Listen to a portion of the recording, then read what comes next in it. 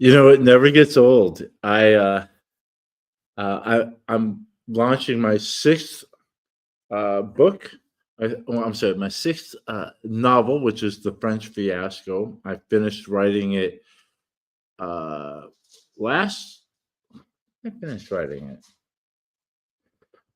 last Friday, I think. Yeah, I finished writing it last Friday. I had some things to finish up before I launched the pre-order, and those were I wanted to. So what I mean by finish is I had the entire story written all the way through, and most of the extra parts, like the forward and the historical note. There was just a couple things that I wanted to add to the historical note that I got into. Let me get a drink of water here.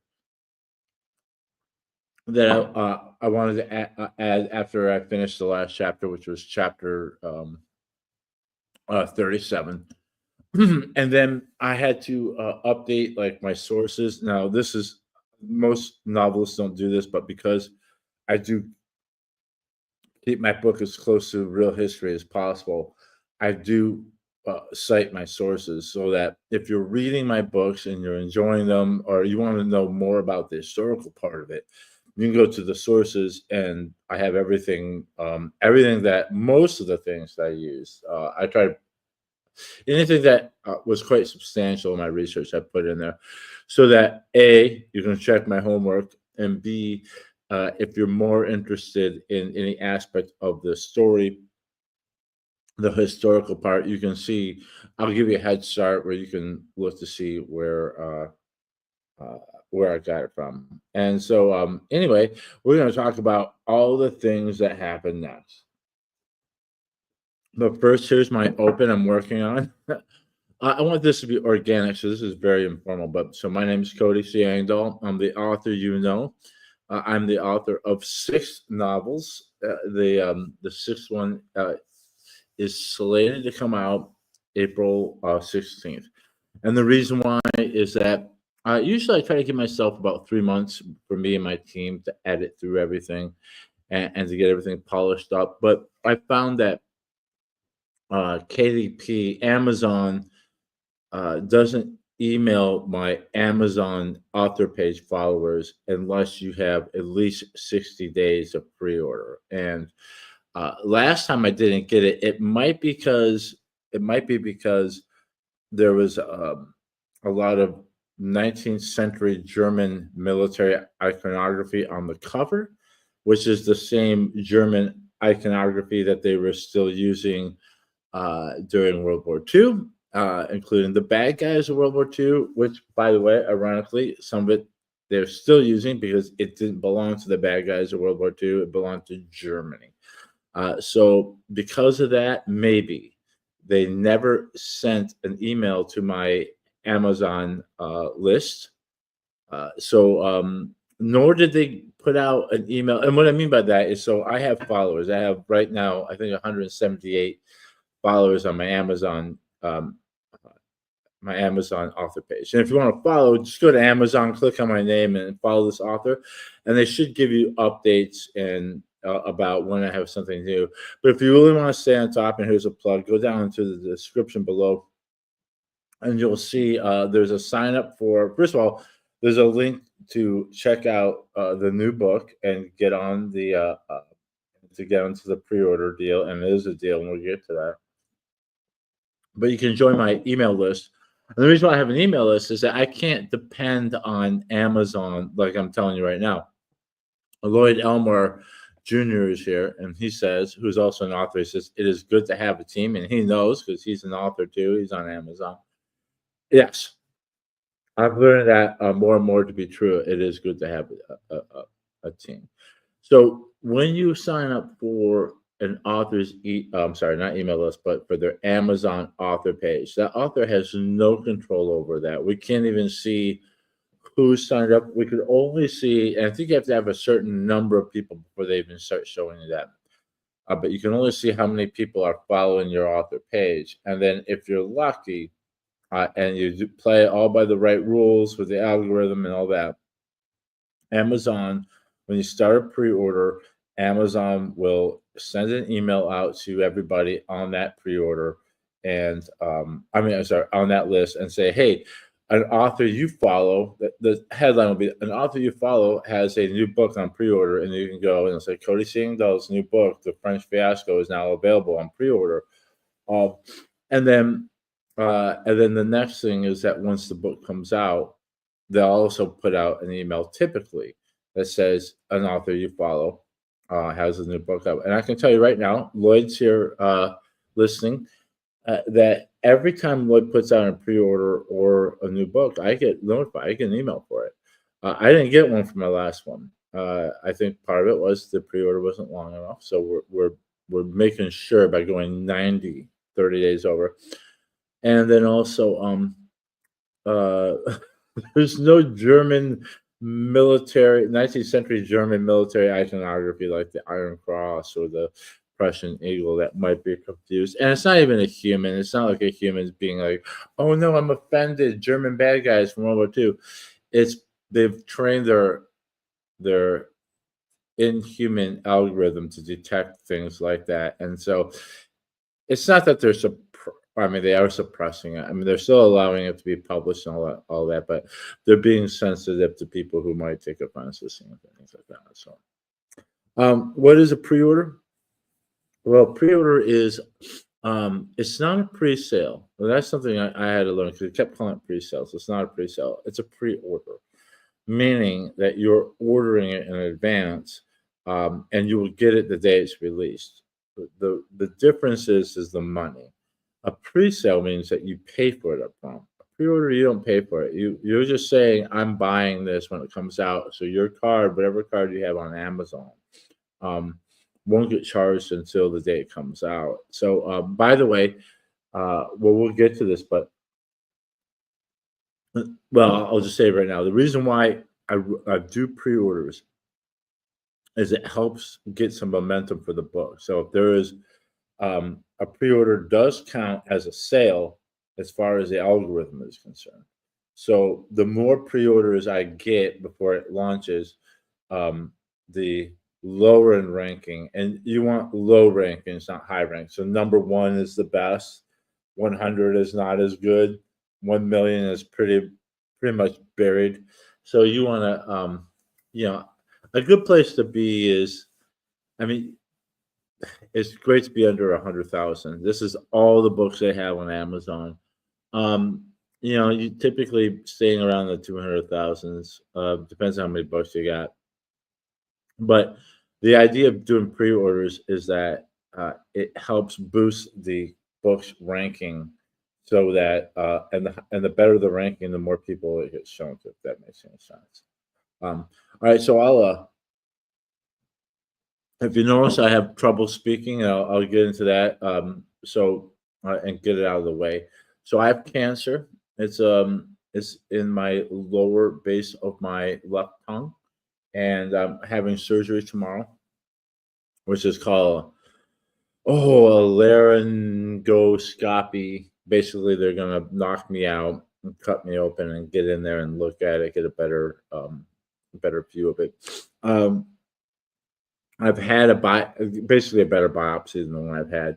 I had one biopsy, but they did it while I was awake, and I mean, they took like a cotton swab down there, and that did nothing, and just stuck a needle over and over down in there, and that still sore from that. And they got enough of the material to find out that it is a malignant tumor that's spreading and all that kind of stuff. I've since been through a lot. I'm telling you, having cancer is like a full-time job. Vanderbilt, I gotta say, I'm thoroughly impressed. So if you have to have cancer at Vanderbilt. So they've been fantastic. They've been all over me. Like, I get phone calls and text messages and emails constantly. There's a portal that has all my uh, all my appointments and all the little things I got to do here and there. They even find me some financial aid. I do have Obamacare that's helping me pay for this. I I had a financial advisor uh, consultant contact me. They're going to help me with some of the out of pocket. For example, tomorrow the surgery, and this surgery, they're going to put me under and cut me open. My copay, my out of pocket copay, is almost $1,900. It's like $1,860 something dollars that I gotta pay. That's not insurance, man. That's money out of my pocket that I don't. I mean, I got, but I'm already on a starving artist, so that puts me at ease a little bit. I'll tell you, first of all, just so you know, I'm not dying. No one's dying here. The French Fiasco isn't my swan song or anything like that. I mean, if if it is my last book, I'm proud of it, and I'll make it.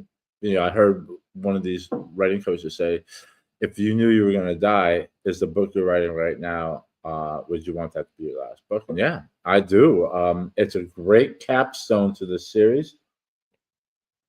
The series is not going away, which is now called The Long Century, but it's at a good resting space so that I can write my novella, which is a prequel to the book one. And I can also, what's the other thing? Oh, yeah, I'm going to write Black James, which is, it's in the, it's, I don't know how I'm going to categorize it, but it's connected to the series. It's based off one of the characters in the series, but it's its own novel. It's off the main sequence, but it runs concurrent or in or around. Sorry, my nose is running. So, and I promise you, I'm not going to turn this into the Codeus Cancer show, but I do think. Here we go. Best to you, Cody. You too, Brian. Thank you very much. But I do think that since you guys do know about it, and I haven't, I mean, this is not a secret, so I'm not, you guys are free to tell people or talk about it, whatever, that's fine. I just didn't go on Facebook and say, hey, everybody, could use your prayers. I got cancer. Maybe at some point when it becomes, as I get sicker and sicker and sicker, I might have to address that. And there's a lot of people who do know, you know, first my immediate family, close friends, and then, you know, went on and on and on. So now we'll get back to the book thing really quick. So I'll just finish this up. But I will keep you guys updated, and I'll update. And also, I just want to make an excuse for my terrible voice. I spent years getting a good, decent radio, television voice, and that was destroyed by this. So, let's see. Lloyd says, you have a lot of books to write, a lot of books to write. You got another 50 years, buddy. Yeah, well, maybe 50 is pushing it, but I know that the series is going to have at least 11, and this is book 6 out of that. And then I have a lot of books I want to write afterwards as well. So, yeah, you're right. So what's going to happen is I have surgery tomorrow. It's more like just a complex biopsy where they're going to get down and get some samples of the tumor, and then next week I go and get fitted for. Basically, what's going to happen is I'm going to have chemo and radiation together. So I'll be doing radiation every day, Monday through Friday, and then chemo once a week.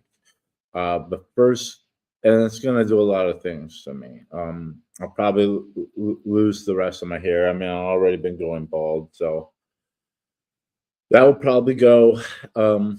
I'm going to get a lot thinner. There might come to a point where I have to have a feeding tube because it's going to be hard for me to eat. It already is. I mean, I've already lost 10 pounds and I look great, man.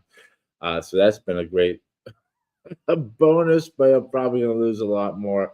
And maybe I might have to get a feeding tube. So as we go through, I'm going to try to do weekly updates about the books, but I will let you guys know what's going on. And I'm planning on being in New Haven, which is just south of Memphis, at the Middle Tennessee Civil War show in military history. My mom's going to help me out. I'll probably be pretty sick by then, but I'm still planning on doing that. They give me a table to sell, and unfortunately, the French Fiasco will not be out by then.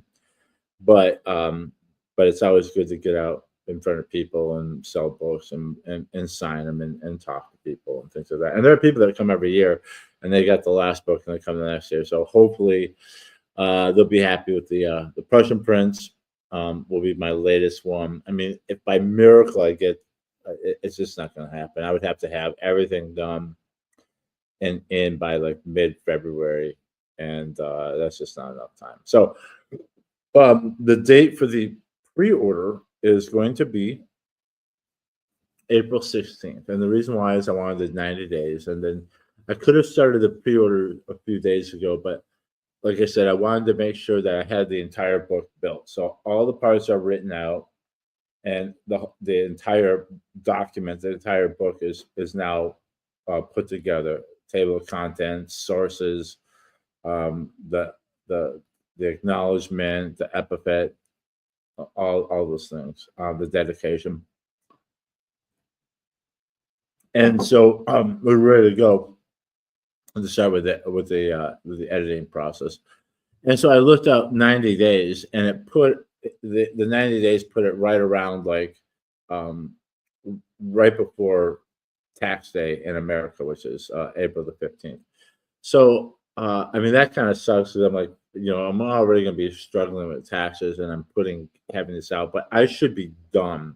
I mean, usually it takes me about 2 months to get all the editing and all the prepping done for launch anyway. So it's really just an extra 30 days. And by the way, if I do get done early, I will go ahead and launch early. I'm not married to that day, so I just have to give them a day so that they'll allow the pre-orders to start. And but there's a possibility that it might come out sooner. Like I said, I would have loved to been able to take it to a newspaper when I go. So let's see what I'm gonna do. Okay, so a couple things. First of all, let's just take a look at it. Let's see. Here we go. This is this is the page right here. Now, here is something interesting. I am this is a thing I came up with, and I think pre-orders. I have a lot of friends that are authors, and a lot of them do pre-orders. In fact, most of them do, but they do pre-orders at full price. Now, a lot of them are um, commercially published, so they had a publisher that wants their money too. But I think that it's kind of hard to get people to pay for something that isn't available right now. Like, especially since the only thing you can do a pre-order on is on the Kindle version, right? And the Kindle version is going to be $4.99. By the way, the Prussian Prince, I dropped that to $3.99. So the newest book is going to be $4.99, and then the last book gets dropped down to $3.99. Um, so if I were to do the pre-order at $4.99, what's the point of ordering it, right? Like, because if it's $4.99, you can just wait till it comes out and buy it then. What would be your reason to buy it early? So I make it 99 cents because I'm trying to get going back to what I was saying. The reason that we do pre-orders is to build up some momentum and to prime the algorithm and the book's ranking, so that it ranks pretty well by the time the launch happens. So to entice people to pre-order, it's only 99 cents. And by the way, just so you know, my policy is we run pre-orders at 99 cents, but I want to make it worth it to people. So I don't want. So why would you do that if you know it's going to be on 99 cents later? Well, I'll tell you. I did this with the Prussian Prince, and this is what we're going to do going forward. Is that we're running at 99 cents or 89 pence in the UK, and whatever it is in the European Union and in Brazil and all the places where my books are available, it's a comparable price to 99 cents. Once the new book comes out, whatever the new book is, it will not go on sale. It will not be discounted until the next book goes on pre-order. So this is 99 cents for pre-order now. once it's out, it's going to be $4.99 until the next book is on pre-order. Um, and then it'll drop down to $3.99, and then we'll start doing the 99 cents, 99 pence, 7-day promos every 90 days. So in other words, if you want a good deal on it, it's only 99 cents now. After it comes out, it'll be $4.99, which is great because they make higher royalty, and it'll stay there for about a year, probably longer, because usually I go into writing the next book, but I'm going to write a novella that's going to be free and exclusive to my email list. So get on my email list; it's down in the description below. And so that is going to take like at least 6 months. So it might be like 2 years before the next book for sale comes out. So the French Fiasco may stay at that price for quite a long time. So just a word to the wise there. And the, excuse me. In the meantime, the Prussian Prince has gone down to $3.99. And then and once you change the price of something, you have to wait 30 days to run a 99 cents promo. So I think mid-February, we'll run the Prussian Prince for 99 cents for a week, 99 pence in the UK for a week. I will be running Facebook ads for those, and the idea is to try to get as many people as possible on board to read that book, so that they'll want to go and read the next book, and just get people into the funnel in general. I mean, I have really good read through. I'm very lucky. I've been able to do the calculations. There's some great resources online that teach you how to do it, where you can look at both your Amazon sales and your Kindle Unlimited reads, and you can see from book 1 to book 2, from book 2 book 3, and onward, how well your read through is. Meaning, are people reading through your series, or are they just reading book 1 and quitting? Or do they read maybe the first 3 books and quit? And I will say that I was a little worried, because my series starts off with a Civil War trilogy, which has its own art. It has its own audience. People that may not be interested in the Mexican-American War, or the Austro-Prussian War, or the Franco-Prussian War. So, but I'm finding that no, people are getting through the series, and that's a great place to be. I will say it's luck. I will say it's also that I worked really hard on it. So, here's the cover, and I'm going to be working on this cover a little bit. It's not going to be much different. It's just that my computer monitor on my laptop's broken, so I'm going to get on Laura's, and I did this in Canva. This is a painting that is in. It was painted, I think in 18. It was painted not long after the war, so it's in public domain, which is great. It's a great thing to do when you're writing historical fiction. There's a lot of free art out there that you can use.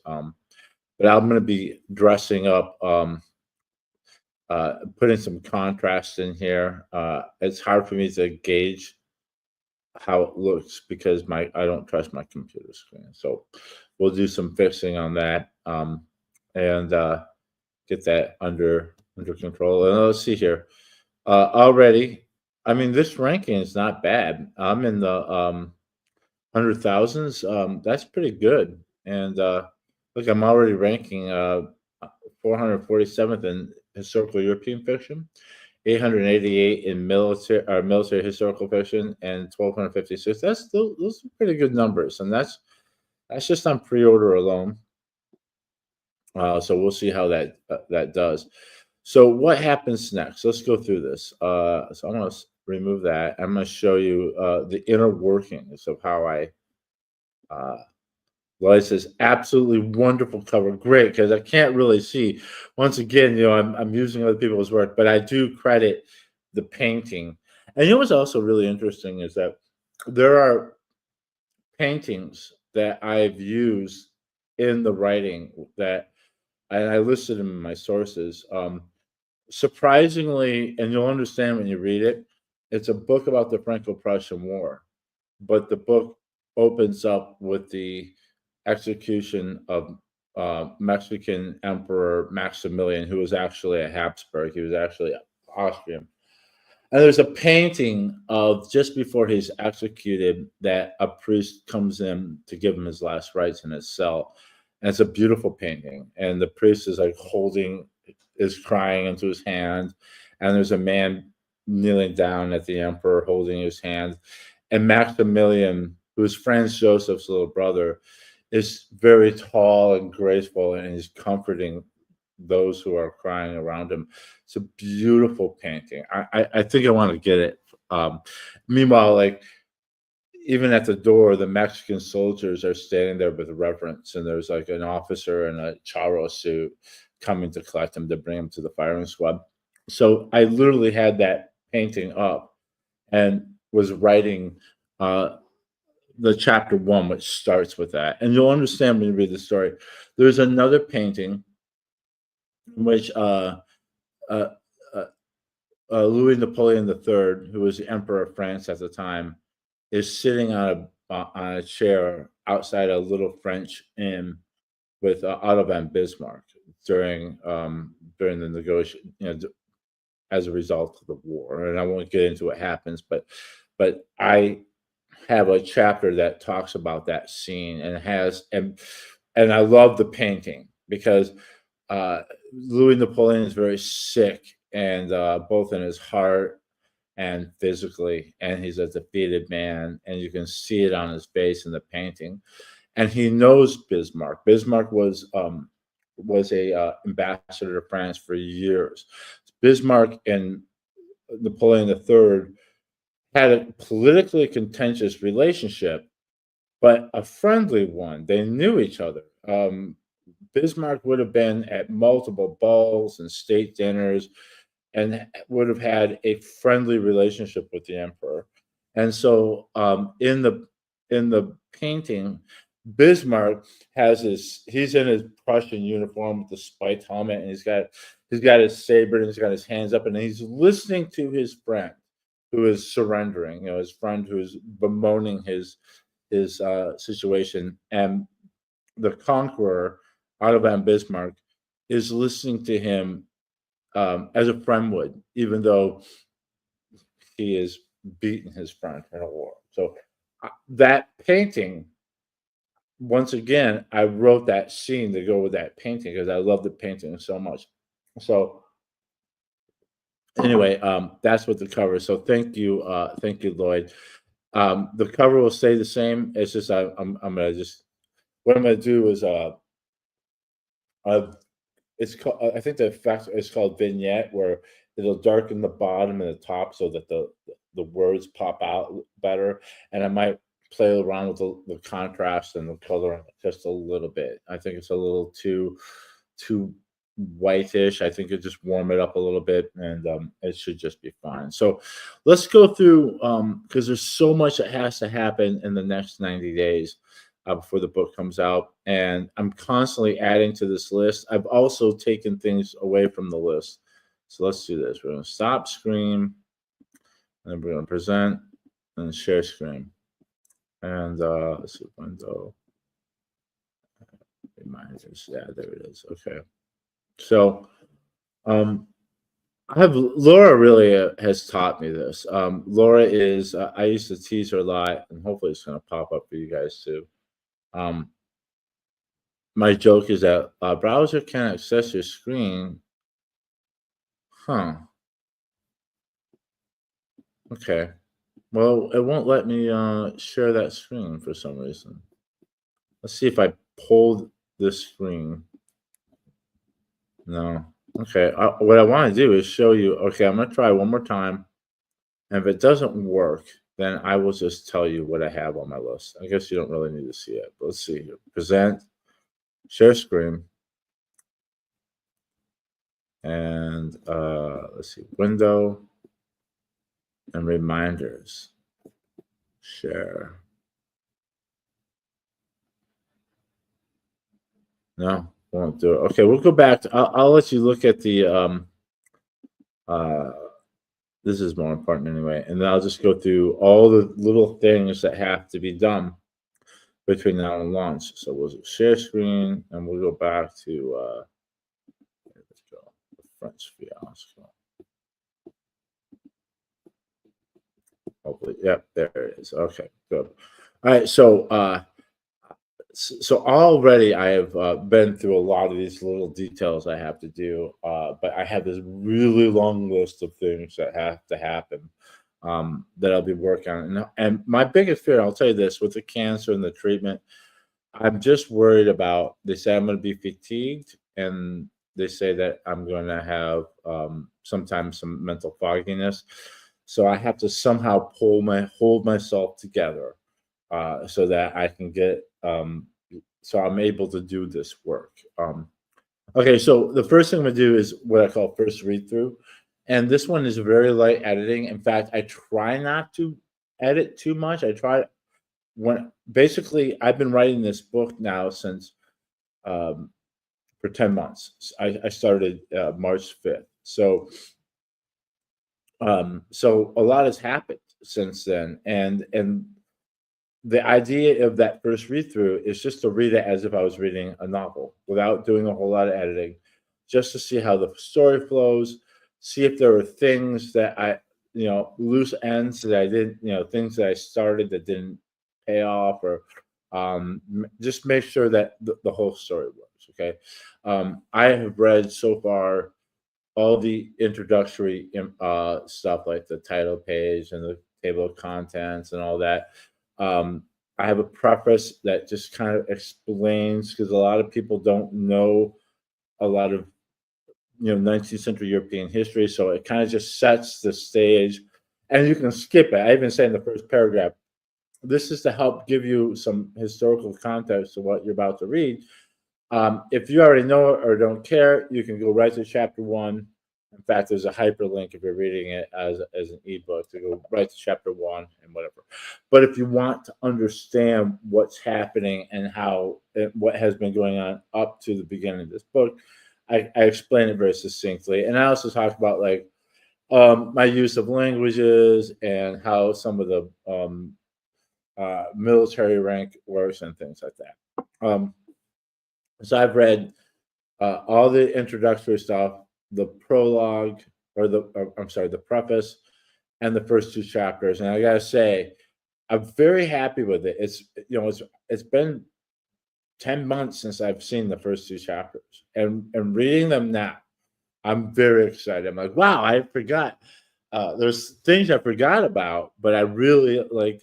I'll tell you this: I try to make sure that all my books start off exciting. They start off big, and try to. There's peaks and valleys in the in the action or whatever, but I still try to make sure that I'm constantly holding your attention and making everything you're reading interesting, exciting, necessary. No boring parts in my books. Okay. So the next thing I have to do is, and this is is to add the link to the back of the Prussian Prince, and this is the link to the French Fiasco. Now, yesterday, and this is off my list now, but yesterday I had to make a universal link, and if you're an author, you really should get universal links for your Amazon books, because what it does, you go to booklinker.com, and if you forget, you can always just send me a message, say, hey, what's that link again?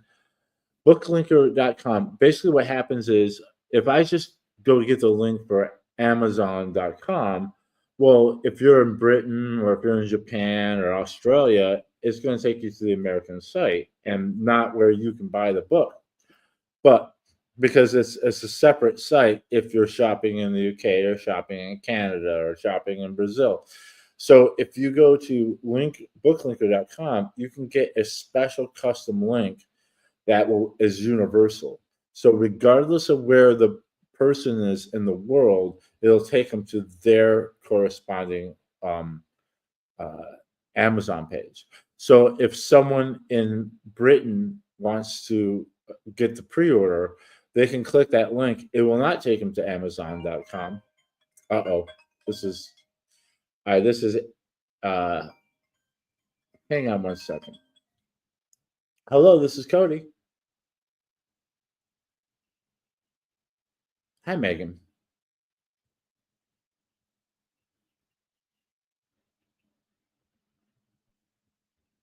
Okay.